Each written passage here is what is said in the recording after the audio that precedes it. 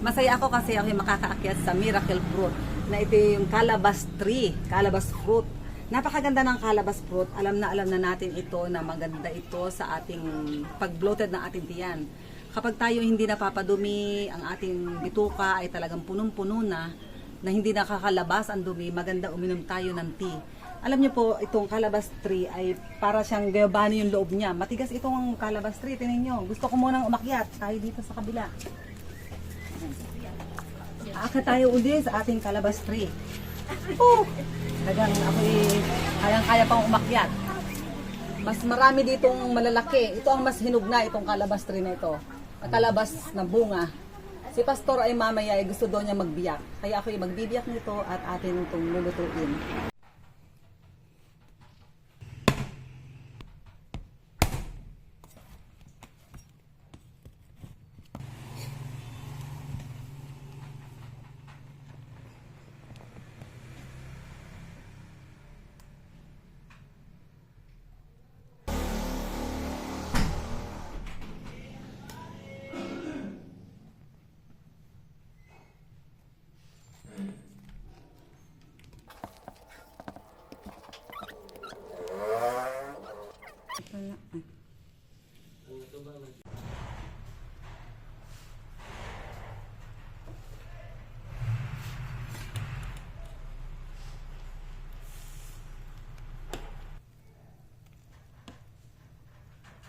O, natapos na natin lutuin ang kalabas. Napakadali lamang natin lutuin ito.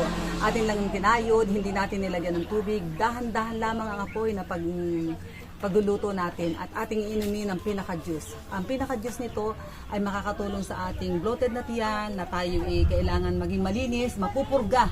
Yung ang iba ay gusto nila ay makapagpupurga pa sa ospital, pero pag uminom na kayo ito, mapupurga, malilinis sa ating bituka. At kaya nga po ito na miracle fruit ay talagang hindi lang to anti-cancer. Siya talaga ay napag-aralan na siya makapagpapaalis ng cancer sa ating mga katawan na mapiprevent niya na tayo magka-cancer sapagkat ito ay napakamataas ang nutrition ng ating miracle fruit. Kaya tayo ay muling akit pa, pataas ng pataas. At ito malaking malaki, gusto nga itong kuhanin. Kaya kami natutuwa na nakapunta kami dito kay Mrs. Stewart.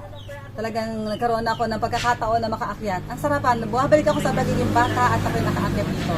Kaya maraming pong salamat sa patuloy na pagsubaybay sa mga ka-natural ni Pastor Tita. Nagsubok ako tita ng lima, walang binigyan ako ng patagden. Naku, walang nabuhay. Ate, pupunta natin yung